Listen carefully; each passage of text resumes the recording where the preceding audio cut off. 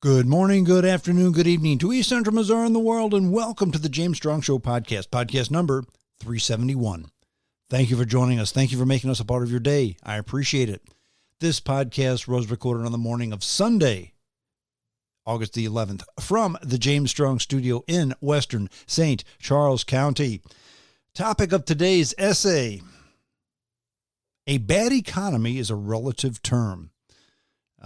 You've all heard the adage that how does it go? Let me think. I want to make sure I get this right. I don't want to get it wrong. The definition of a recession is when your neighbor loses his job. The definition of a depression is when you lose your job. Those, dear listeners, are relative terms. And there were a variety of articles that I read this week that talked about, oh my goodness, it looks like we're not going to have that soft landing from COVID after all. We're going to maybe go into a recession because things are bad. And here's some examples as to how things are just horrible. I mean, here's examples 1, 2, 3, 4, where maybe the economy has reached its tipping point. We're going to touch on this. And I think that there's tipping point, to say the economy has reached its tipping point. A family has reached its limits. I mean, tipping point limits are like terms like good. I mean, there's good in good chocolate ice cream. And there's good in 5 good matched lottery numbers. Okay, they're different. They're both good, I guess, but one has a bit more of an impact than the other. But some of these articles I read, they just, we'll talk about that. Again, a bad economy is a relative term. Before we get into that, though, a couple things I wanted to touch on for the week. As many of you know, because I've talked about this often in the past, one of my goals was to see all the old rockers before it's too late. Haven't done that in a while. And to be quite honest, because the last few times I went, with some exceptions, but not all, it's like we went and we looked at each other and said, oh, it's too late. We should have seen these people the last time they were around. And so many of the old rockers, some are still doing it. Some have stopped. I think the smart ones have stopped. Many of them, I mean, some of these guys are in their 80s. I mean, come on. Thanks, but how much is enough money, and do you really want to see somebody like that? An example, we saw Chicago at the Fox, okay? And it sounded good. I liked it. But here's the thing. Sure, they said they were Chicago. I think one of the trombone players was from the original Chicago. That's it. This wasn't Chicago. This was a cover band. This was a tribute band, call it what you will. So what we did Friday night is we said, you know what? Let's just go see cover bands and tribute bands. So we did. And at the Family Arena, they had a Styx tribute band, cover band, whatever you want to call it, called The Grand Illusion. And they also had a band called Close Quarters. Mark Close, the Casey jock, he's the drummer for that band, and I guess that's his band. He's kind of the front man for it because he's the only one that's in the public eye. He can promote it, I guess. Anyway, we saw those two bands. Grand Illusion did Styx songs, and Close Quarters did a bunch of old classic rock songs. And it was very enjoyable. And it wasn't a ton of money. The Family Arena is a very nice venue. You don't have to go downtown. It's in St. Charles County, so you don't have far to drive. And if you can park your car and you know you're not going to get it broken into, et cetera, et cetera, et cetera. And it was a lot of fun. I was a little bit hesitant, and maybe I was being somewhat of a jerk, and I should have known what to expect, because, I mean, these were the songs they sang were from the 60s and 70s, some from the 80s, none newer than the 80s, okay? So if you do the math, I mean, the 80s was 40 years ago. So 40, 50, and 60 years ago, that's when this music was made, okay? And the people that were walking up to the arena, I mean, I looked around for the Oats buses. I thought maybe they'd let the nursing homes out. I mean, it was all just a bunch of ancient people. I felt I was one of the youngest ones there. Truth be told, I probably wasn't. Perhaps me, just see ourselves in a different, younger, better light than others see us.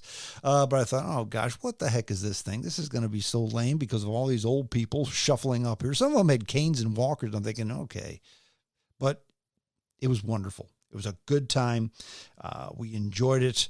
And I've always said this, hey, make sure you see the old rockers before it's too late. The ones that were popular in the 60s and 70s might be too late, okay? My opinion. 80s, maybe not so much, but hurry up. I mean, because you figure that was 40 years ago. If they were in their 20s then, they're in their 60s now, and they can't hit the notes like they used to, okay? The one thing we did do is the concert started at 7, and the opening band, Close Quarters, played from 7 to 8. Then they had to do a little bit of a rearranging on the stage. And Grand Illusion played till 9:30. They said, okay, we're going to take a break now. So after the intermission, we'll be back. And the tour free wife and I looked at each other and said, it's 9:30. It's kind of late enough to leave, isn't it? And we kind of both agreed. We were done. 2.5 hours was enough. It was 9:30, past our bedtime already. So we got up to leave. Yeah, maybe we'll beat the crowd. We got up to leave, but the dirty little secret was a whole lot of people got up to leave. And it wasn't because the music wasn't good, because it was very good. It's just that 2.5 hours is enough. 9:30 is late enough. Okay. So anyway, a good time was had by all. I'd recommend seeing the Grand Illusion and Close Quarters if you get a chance to. Very good indeed. We like to save the whales, save the fill in the blank, save the animal. There's a lot of animals who are nearing extinction. Some have already become extinct because of the encroachment of man on their environment, and I get that. I'm not totally insensitive to this, but sometimes, I mean, when people decide to do the right thing, quite often it happens, especially here in America, okay? And some time ago, the grizzly bears were all but done. There were less than 700 grizzly bears left in North America. So in 1975, they decided, you know what? Let's just start protecting the grizzly bears, primarily in Yellowstone Park, okay? And it worked. Today, there's over 2,000 grizzly bears in the park. And actually, 2,000 is too much for the park. So they've expanded far beyond the reaches of Yellowstone and Glacier National Parks, where they just really wanted them to be. And there's a problem. Because outside of the park, people live. And people farm and people ranch. And grizzly bears, one of the main reasons why grizzly bears went extinct, or almost extinct, I should say, is they were dangerous. And they still are. I mean, they're huge animals. They're ferocious animals. And they're hungry animals. So if they see you out and about, chances are they're going to go get a bite to eat. And there's not a whole lot you can do about it unless you have a gun. You're not going to outrun them because a grizzly bear can run as fast as a horse. You can't climb a tree because they climb trees just as well as anyone else. Certainly better than you. So there's a problem. In fact, in Idaho, Montana, and Wyoming, those states are now pushing for grizzlies to be taken off of the protected list and then their numbers managed via controlled hunting. In fact, they interviewed a lady in the Wall Street Journal, Samantha Justice. She says that the grizzly bears need to be scared of us, and they're not, because humans never harm grizzly bears. It's against the law. And they know this. It's not because they're lawyers, but they have no fear of man because man cannot harm them, okay? Here's a man. I'm bigger than them. They can't hurt me, so they do what they want. So if you're doing things like, for instance, if you're on a raft trip on a river, there were 2 grizzly bears that charged the boats that this Samantha Justice and her pack were on, okay? And they swim too, folks. I mean, there's not a whole lot they can do. One doesn't normally carry a rifle with them on a rafting expedition. And even if they did, you can't really shoot these animals. It's against the law. So what are they going to do? Now, even with the grizzly bears' comebacks, human fatalities, they're still relatively rare. Okay. Since 1992, there have been 165 recorded injuries to humans, 10 deaths. That's a low number considering the region's growing population and millions of tourists, and tourists quite often don't know how to act. And typically grizzly bears go out of the way to avoid people, but sometimes not, okay? Now, if you think about it, since 1992, what is that? 32 years, okay? 10 deaths, 165 recorded injuries. Not too many. Or is it? I mean, again, just like I talked about before, what's the difference between a recession and depression? Whether it's you or your neighbor that's out of a job. 165 injuries and 10 deaths does not seem like a large number until it's you or your family member, okay? Then it's a big number, okay? And then there's conflicts. Around Yellowstone, in the early 1990s, there were about 50 annual conflicts, people with bears, every year. Now, more than 400 a year, okay? Grizzly bears are burglarizing buildings, tangling with people, taking down cows, sheep, and chickens, along with pet dogs. The bears' range has tripled to 27,000 square miles. That's their range now since 1990, okay? Lots of bears, so they just expand. What are they going to do? They don't know. I mean, Wyoming spends $2 million a year to take care of, what do I want to say, compensating people for losses such as livestock. I mean, a cow can be worth thousands of dollars. And if they're not allowed to shoot them, if a grizzly bear kills a cow, the rancher goes to the government and says, okay, you wouldn't let me shoot him, so pay for the cow. And they write him a check, okay? It's a lot of money. It's a whole lot of money. And what do you do? What do you do? I guess we're kind of at an impasse because, sure, the grizzly bears, okay, they were here first. But, hey, we're people. We live here. We want to live here. And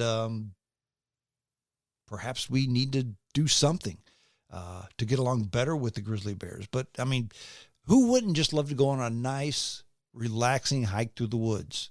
And then you stumble upon a grizzly bear, okay? What do you do? What do you do? It's hard to say. I can see the animal rights people already saying, well, so what if they kill a cow? Cows shouldn't be there. So what if they kill chickens? Chickens shouldn't be there. You want to go for a walk? Don't carry a gun. Carry bear spray, which is very effective, but not 100% effective, okay? I guess when they go to killing pets, I mean, a lot of people think pets are, they see pets as members of their family. Now the line has been drawn. Friends, dear listeners, this story is not nearly done because the grizzly bear population continues to grow. Their footprint continues to expand, and tourists to that part of the country, Wyoming, Montana, Idaho, continues to grow, as does the population. I would say we're going to be in an impasse soon, but the reality is we're already at an impasse. More on this story as it progresses. It's August, which means we're about, it's August, what is today? August the 11th. So we're about 3 weeks away, 4 weeks away, maybe 3 weeks away from the infamous Burning Man Festival. And once upon a time, I've mentioned on this podcast, this broadcast when I was on the radio, I'd love to go to Burning Man one day. That's changed. I think a couple of things have happened. 3 things probably.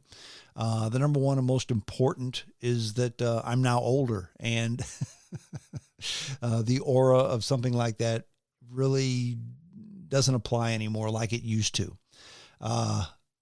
Also, last year, it did something that it's never done before. It rained in buckets. And Burning Man is held on a mud playa, okay? What happens when a dirt playa, I should say, it got rained on, it turned into a mud playa, and people were stuck there. I mean, vehicles couldn't travel in this stuff, and you couldn't really walk out because, I mean, if you walk and your shoes sink up to the middle of your shins with every step, and it's a 28-mile walk to get back to the road, friends, you're not walking 28 miles in that mess. So these people were stuck there in dirt and filth and disease, and there was no water, and the food ran out. It was filthy. And a lot of people said, you know what? We're never doing this again. And once upon a time, Burning Man was a tough ticket. Not anymore. Lots and lots and lots of tickets are available to the Burning Man Festival. What's going to happen with Burning Man? Is this the economy? Is this people are changing? Is this the fact that the bad experience last year soured people on the experience? Probably a little bit of both. I think festivals like Burning Man go in cycles. It becomes popular, then it doesn't. People like me who once upon a time wanted to go or maybe went, it's changed. The demographics has changed. What goes on changes. It's gone from just a free spirit, free for all, to a kind of a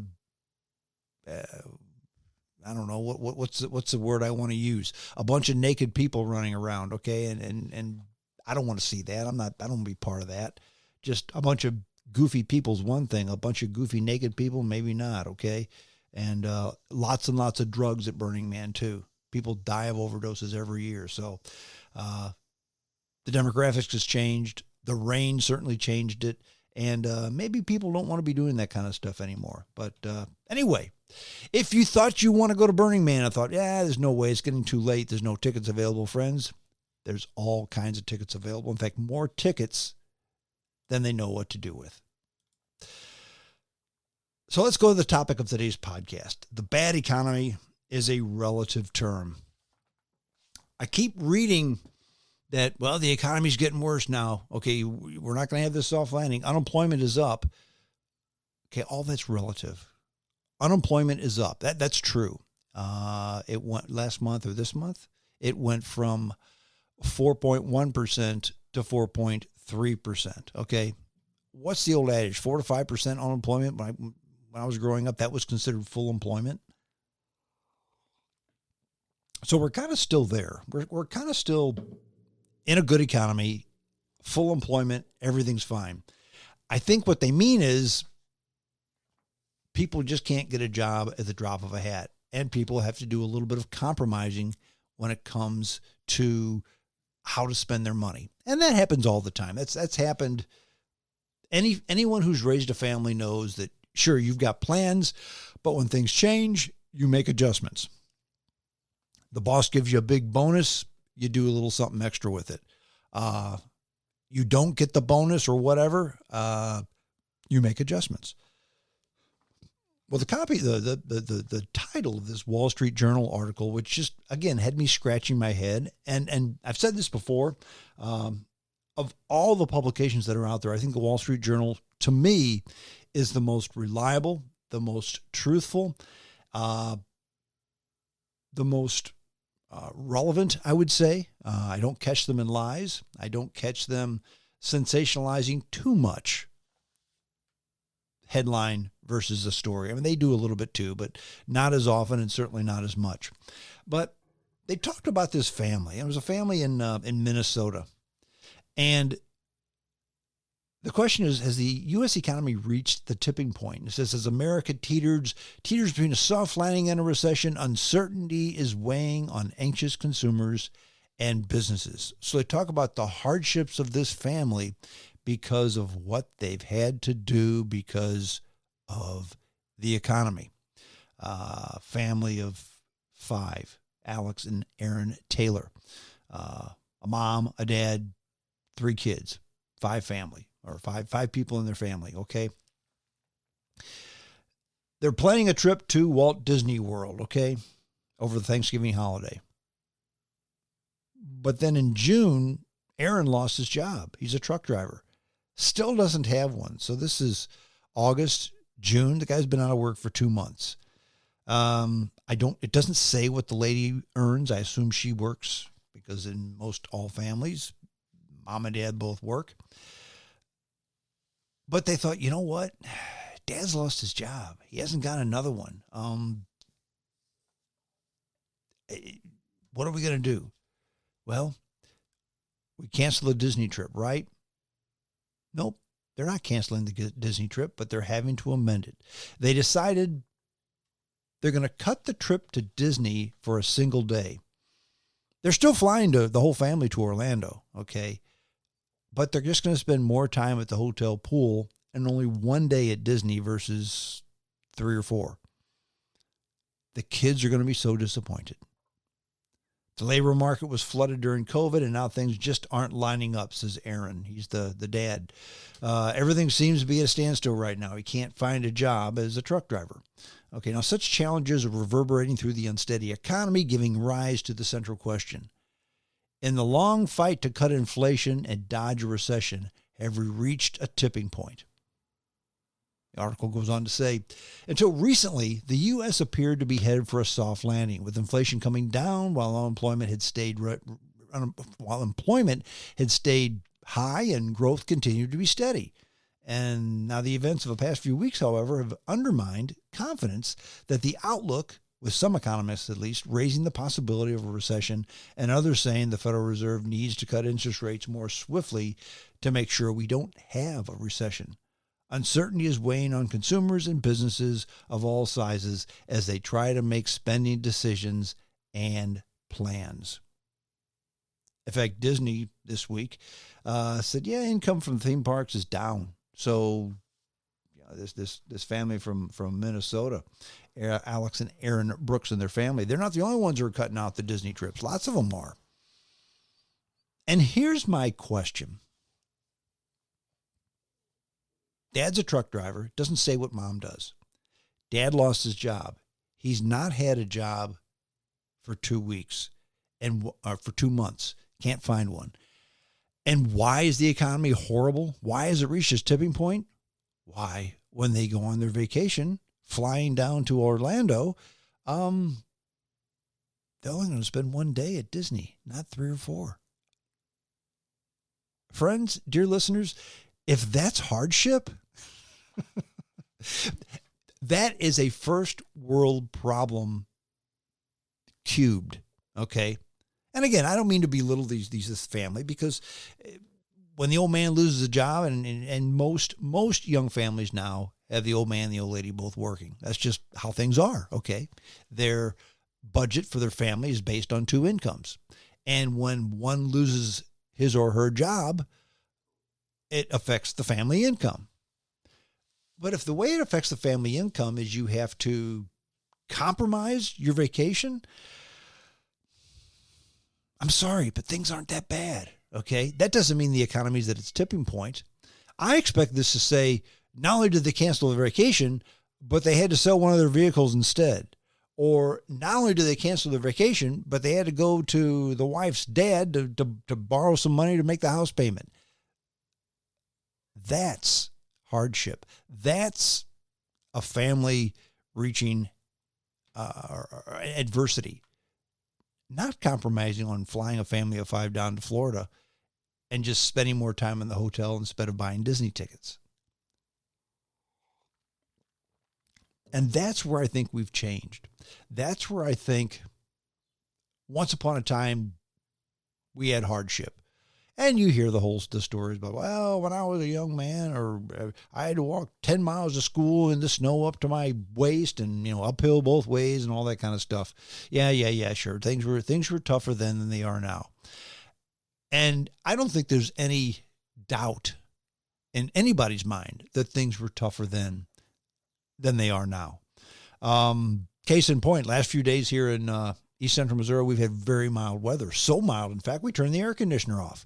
Now, you rarely turn the air conditioner off in August, and it's just been off for a day or two, and it's going to go back on shortly, I'm sure, when the weather gets warmer, hotter.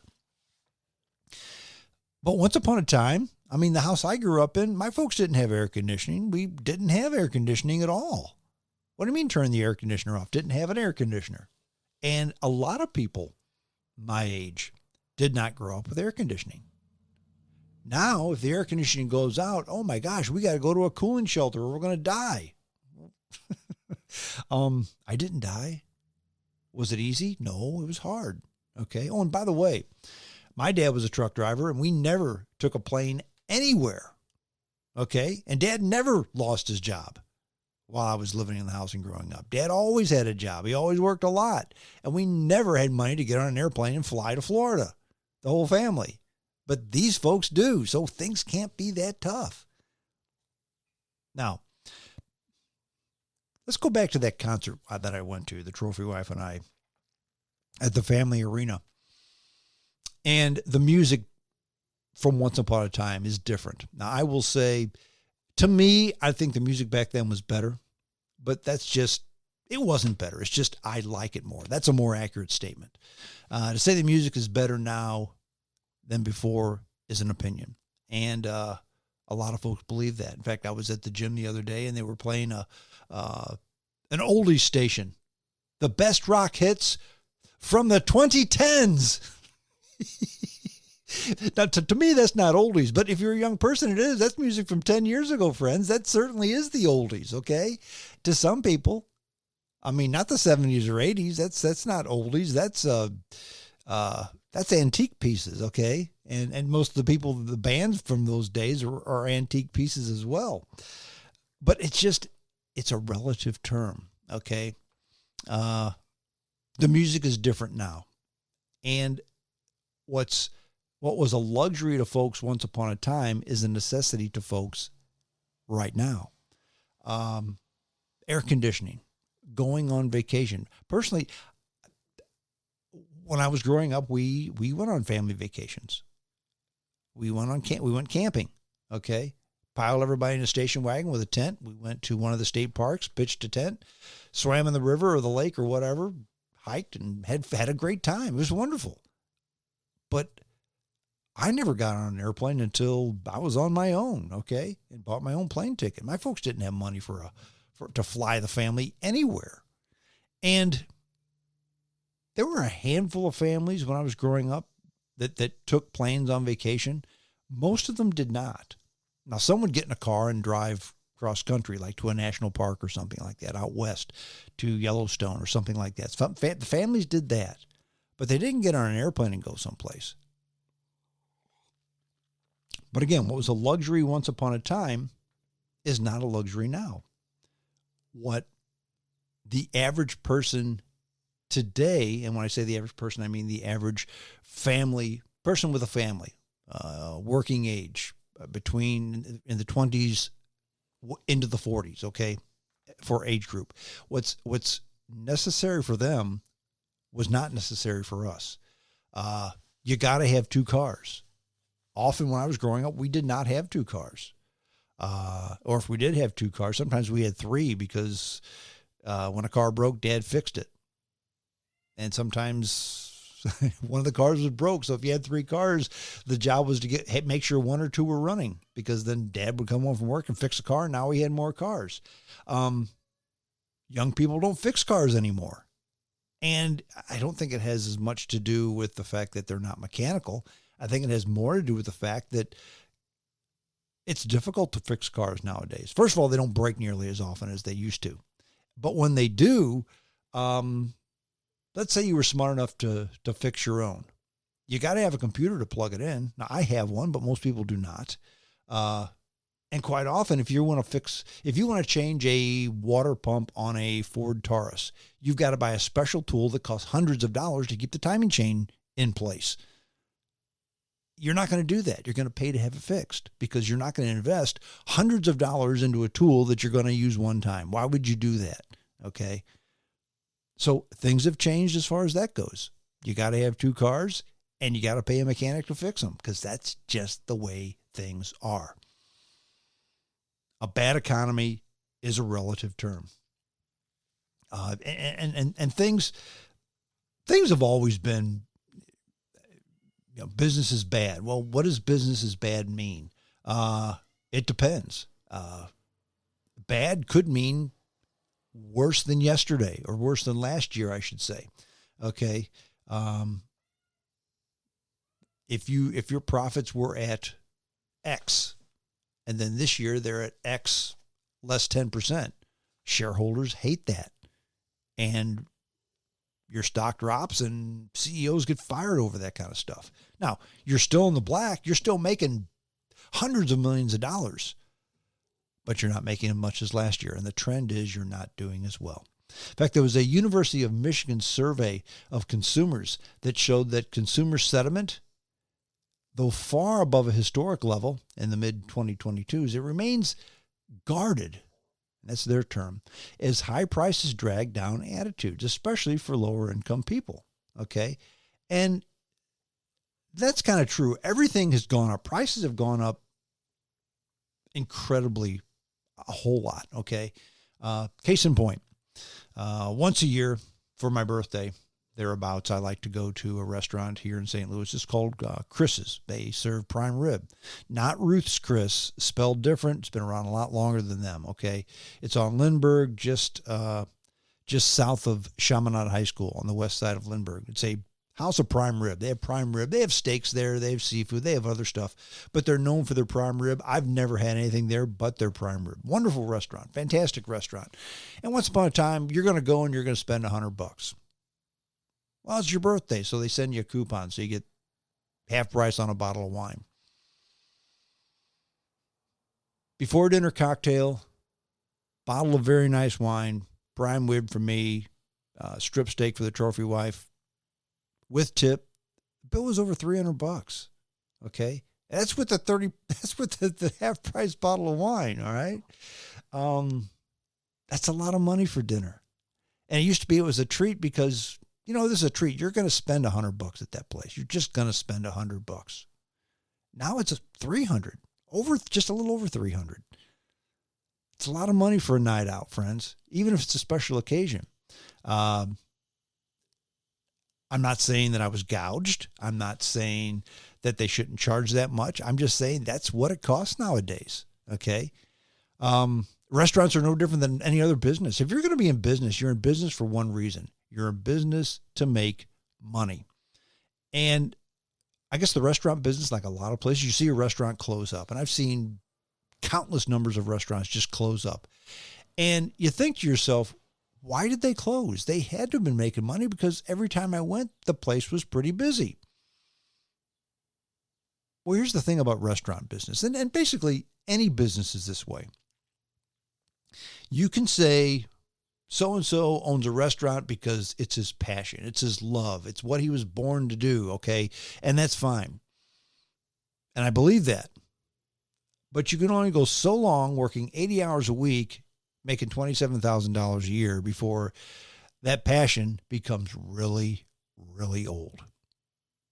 So a lot of these restaurants or retail stores or any fill-in-the-blank shops, okay, they closed not because they didn't make money. It's because the owners felt they didn't make enough money when you consider the effort involved to keep them open. And I think that's why prices are going up, because people want free time. People want to do what they want to do. I know I certainly do. I always have. But when somebody does something, provides a product or a service as part of a business, there's a acceptable level of income that has to come with the effort. And that's just a fact. I mean, who wants to bust their tail for $27,000 a year? Or 37 or 47. And there's a figure there. There's something there. Okay. There's a figure that they've decided, you know what, if we're not making this, we're going to close the doors. And that's what's causing people to look at, is this a bad economy? Because a bad economy is a relative term. $300 for dinner. I say less people are going to be going to Chris's. I say that except for when we were there on Saturday night, the place was packed. So if you've got so many seats available and there's a butt in every seat, are they charging too much? Don't think so, because the place was crowded. and packed. Okay, so it's worth it to those folks. Why should they drop their price? Okay. And that's like anything else. That's like the family from Minnesota. They're not going to go on vacation, right? No, they are going to go on vacation. They're just going to only go to Disney one day, not 3 or 4. Okay. Everybody has their tipping point. Things are good, and when things get bad, you have to do this. Now, I know once upon, and you just look at the world, and the world is a mess, but then it's always been a mess. You've got the war in the Middle East. Well, which war are we talking about? We're talking about the one in Gaza and Israel? Are you talking about the one on the Lebanese border with Israel? You're talking about the one with where the drones are attacking U.S. bases from Iran in Iraq? Are you talking about that war in Syria that's still there? I mean, you can go on and on. The war that's in Yemen. You can go on and on and on. That's just the Middle East. There's war everywhere. And there's a lot of people who are wringing their hands thinking, oh my goodness, this is awful. This is terrible. Look at all the war that's going on. But then getting back to the whole recession, depression thing. These wars aren't too bad for you and I because they're not bombing us. We don't live in the Ukraine. We don't live in Syria. We don't live in Gaza. We don't live in Israel. We don't live in Iraq. We don't live in Yemen. We don't live in any of these places. It's bad, but it's not that bad because it's a recession because it's happening to the other guy. Back in the early 1940s, that wasn't the case. The entire free world, with the exception of the United States and Canada, had been or were in the process of being taken over by the Axis powers. Germany and Italy, and to a lesser extent, Germany and Japan, to a lesser extent, Italy, and I think Ukraine was involved with them, Romania, perhaps Hungary. There were other countries too, but primarily Germany and Japan, the Axis powers. And the United States was staying out of the war, as kind of was Canada, because we were kind of isolated from them, okay? But we were it. Friends, that was a big deal, okay? When the whole world was involved in a real war, okay? Now, how has this war affected me? Well, to be honest, in 2 ways. First of all, I'd love to take a trip to the Holy Land on vacation. I'd love to see that. Really can't do that because it's too dangerous. I'd also like to take a trip down the Danube River where it dumps out into the Black Sea. Yeah, that goes through Ukraine and Russia. Not going to be doing that either anytime soon, okay? So that's my hardship as to how the war has affected me. I can't go on. Of the 75 vacations I like to go on, you have to scratch those 2. So I'm stuck with a list of about 73. Oh my goodness, things are awful. Or are they? Bad economy, dear listeners, is truly a relative term. And again, younger folks are different than older folks. The music I listen to, the Styx tribute band and the cover band also playing music from the 60s, 70s, and 80s. That's not what young people listen to right now. They listen to other stuff. So people are different. Entertainment is different. Priorities are different. But is the economy bad? Is the economy good? It's just a relative term. I guess you do whatever you can to make sure that it's best for you. So we have to decide which first world problem are we going to bring our hands over. The fact that we have to compromise our vacations or something even not so profound. Well, that's it. I'm done. JamesStrongShow@hotmail.com. That's the email address, JamesStrongShow@hotmail.com. Love to get your emails. Thank you for your emails. I appreciate it. I do read each and every one of them, and I respond to them too, believe it or not. Send me your email via Facebook, instant message, or email, or however you want to. Text, however you want to do it. I'd love to hear from you, dear listeners. That's it. I'm done. Until next time, this is James Strong saying adios.